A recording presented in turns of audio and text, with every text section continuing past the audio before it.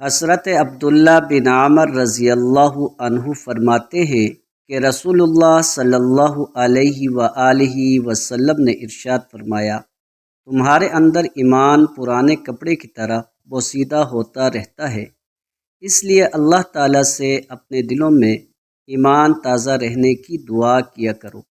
مستدرک امام حاکم، حدیث نمبر 5۔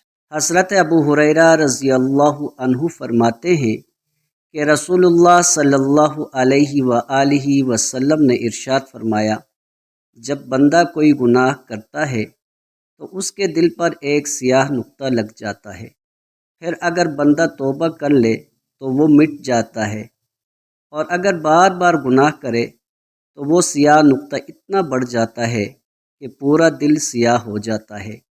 مستدرک امام حاکم، حدیث نمبر 6۔ حضرت سراقہ بن مالک رضی اللہ عنہ فرماتے ہیں کہ رسول اللہ صلی اللہ علیہ وآلہ وسلم نے ارشاد فرمایا، کیا میں تمہیں سب سے بڑے صدقے کے بارے میں تمہاری رہنمائی نہ کروں؟